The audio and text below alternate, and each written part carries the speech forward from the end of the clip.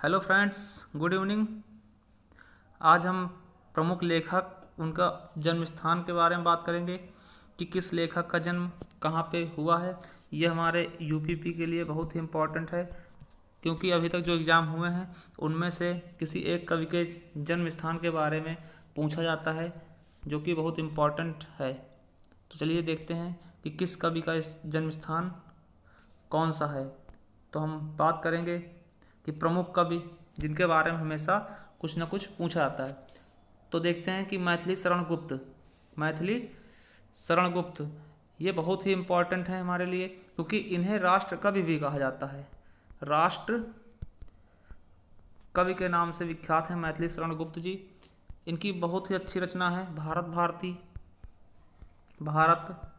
भारती, कई बार पूछी गई साकेत, ये सभी इनकी प्रमुख रचनाएं हैं। तो इनका जन्म हम देखते हैं, तो इनका जन्म कहाँ हुआ था? चिरगांव, झांसी में। तो क्वेश्चन आता है कि मैथिली शरण गुप्त का जन्म कहाँ हुआ था? तो चिरगांव, झांसी में। अगला देखते हैं महावीर प्रसाद द्विवेदी जी। इन्हीं के लिए द्विवेदी युग का आरंभ हुआ था। द्विवेदी युग इन्हीं के नामकरण से हुआ था, द्विवेदी युग। ये बहुत ही फेमस है। इनका जन्म दौलतपुर गांव में रायबरेली में पड़ता है, रायबरेली जिला में, जो उत्तर प्रदेश में स्थित है। तो यहाँ पे इनका जन्म हुआ था। नेक्स्ट है हमारे मलिक मोहम्मद जैसी, जो कि बहुत ही फेमस हैं। इनकी प्रमुख रचना है पद्मावत, जो कि बहुत ही फेमस रचना है। इसी पे अभी हाल ही में मूवी बनाई गई थी। तो इनका जन्म जायस में हुआ था, जो रायबरेली में पड़ता है। रायबरेली डिवाइड होने के बाद जब जिला को बांटा गया तो अमेठी में चला गया। तो इनका जन्म स्थान क्या है? जायस। नेक्स्ट देखते हैं राहुल सांस्कृत्यायन। इनका जन्म हुआ था पंदहा, आजमगढ़ में। ये भी बहुत अच्छे कवि है, इन्होंने यात्रा के बारे में ज़्यादा लिखा है। तो इनके बारे में हम याद करेंगे कि इनका जन्म कहाँ हुआ था? आजमगढ़ में। नेक्स्ट है हमारे हजारी प्रसाद द्विवेदी, जिनका जन्म बलिया में हुआ था। ये भी बहुत ही प्रमुख रचनाकार हैं। अगला हम देखते हैं पंडित विद्यानिवास मिश्र जी। इनका जन्म भी गोरखपुर में हुआ था, जो कि उत्तर प्रदेश में पड़ता है, उत्तर प्रदेश में। नेक्स्ट देखते हैं हरिवंश राय बच्चन जी। इनका जन्म प्रतापगढ़ में हुआ था, जो कि इलाहाबाद के नज़दीक पड़ता है। प्रतापगढ़ में हरिवंश राय बच्चन जी का जन्म हुआ था, जिनकी रचनाएं मधुबाला, मधुकलश, ऐसी सब रचनाएं हैं इनकी। मधुबाला, मधुकलश, ठीक है। तो आगे देखते हैं नेक्स्ट कवि हैं हमारे सूरदास जी। सूरदास का जन्म रुनकता, ये सीही लगभग मथुरा में पड़ता है। ये सूरदास जी का जन्म मथुरा के आसपास हुआ था। नेक्स्ट हमारे तुलसीदास, जो इनका जन्म चित्रकूट में हुआ था। ये भी हमारे बहुत फेमस हैं, हमारे लिए इम्पोर्टेंट हैं। इनकी भी रचनाएं रामचरितमानस, जो कि बहुत ही फेमस है। रामचरितमानस, जो कि खड़ी बोली में लिखा गया था, रामचरितमानस। इसमें कुल कितने कांड हैं? तो 7 कांड हैं। सबसे बड़ा कांड कौन सा है?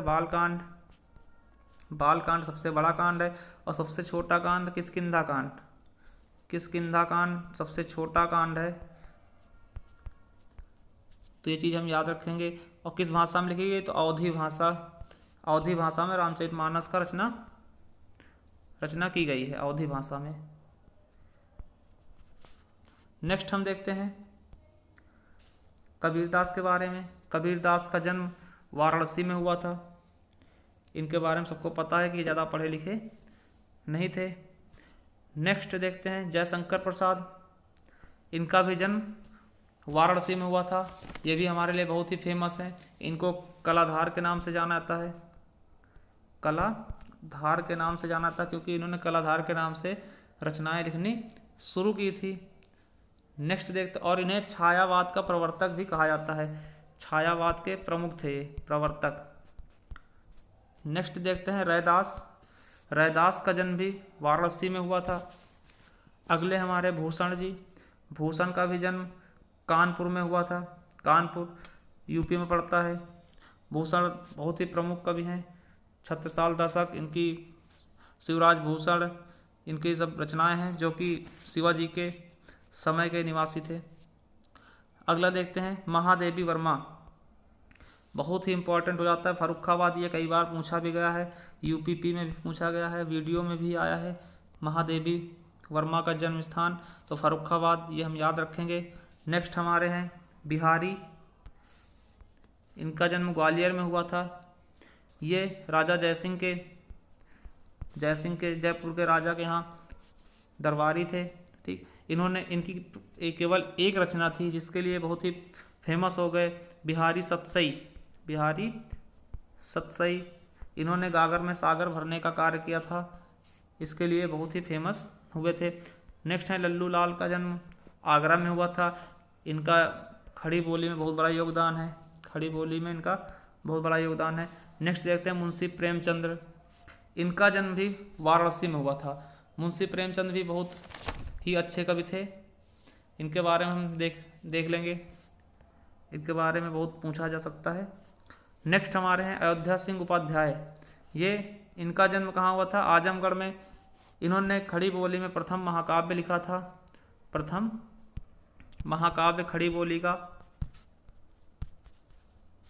जिसका नाम था प्रियप्रवास। बहुत बार पूछा गया और ये इम्पॉर्टेंट भी हो जाता है कि प्रियप्रवास के रचनाकार कौन है? अयोध्या सिंह उपाध्याय, जिनका जन्म आजमगढ़ में हुआ था। नेक्स्ट देखते हैं वृंदालाल वर्मा, इनका मऊरानीपुर झांसी में जन्म हुआ था। इन्होंने महारानी लक्ष्मीबाई के बारे में लिखा था और इन्होंने ज़्यादातर वीर रस के कवि थे, वीर रस के बारे में लिखते थे। अगला देखते हैं सुमित्रानंदन पंत जी, इनका जन्म कौसानी बागेश्वर में हुआ था, जो कि यूके में पड़ता है, उत्तराखंड में इस समय पड़ता है। नेक्स्ट देखते हैं सूर्यकांत त्रिपाठी निराला जी, इनका जन्म मेदिनीपुर में हुआ था, जो कि पश्चिम बंगाल में पड़ता है।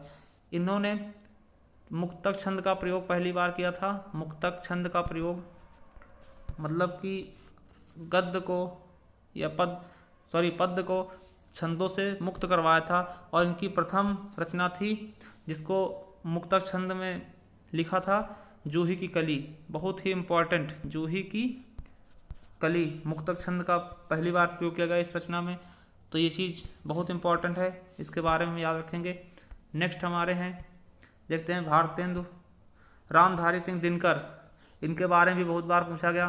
तो रामधारी सिंह दिनकर कौन है? इनका जन्म बेगूसराय में हुआ था, इनके बारे में बहुत बार पूछा गया। नेक्स्ट देखते हैं भारतेंदु हरिश्चंद्र, इनका जन्म वाराणसी में हुआ था। ये आधुनिक हिंदी के जन्मदाता भी हैं, आधुनिक हिंदी के जन्मदाता भी हैं, इसलिए ये बहुत इंपॉर्टेंट हो जाते हैं। अगला देखते हैं धर्मवीर भारती जी, इनका जन्म प्रयागराज यानी इलाहाबाद में हुआ था। इनकी प्रमुख रचनाएं बहुत पूछी जाती है, सूरज का सातवां घोड़ा, सूरज का सातवां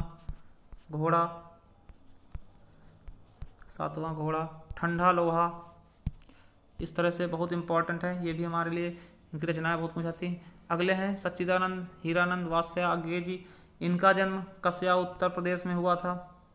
नेक्स्ट हैं फणीश्वर नाथ रेणु जी, इनका जन्म अररिया बिहार में हुआ था।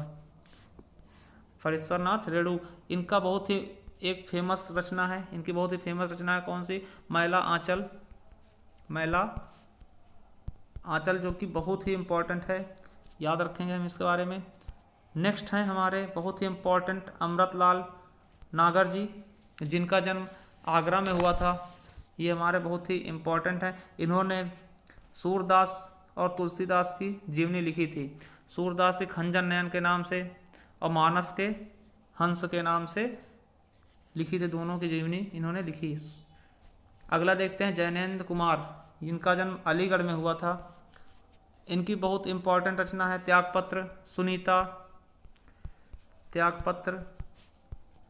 सुनीता, ये बहुत ही इम्पोर्टेंट रचना है। अगला देखते हैं कमलेश्वर, इनका जन्म मैनपुरी में हुआ था। इनकी एक इम्पॉर्टेंट रचना है कितने पाकिस्तान, कई बार पूछा जा चुका है कितने पाकिस्तान, इसके लिए इन्हें साहित्य अकादमी पुरस्कार भी दिया जा चुका है। नेक्स्ट देखते हैं विद्यापति, इनका जन्म मधुबनी बिहार में हुआ था, और ये बहुत ही इम्पॉर्टेंट है। इन्हें कोकिल के नाम से या मैथिल कोकिल के नाम से भी जाना जाता है, मैथिल कोकिल के नाम से जाता है, क्योंकि इन्होंने मैथिल भाषा का पहले बहुत अच्छे से प्रयोग किया था।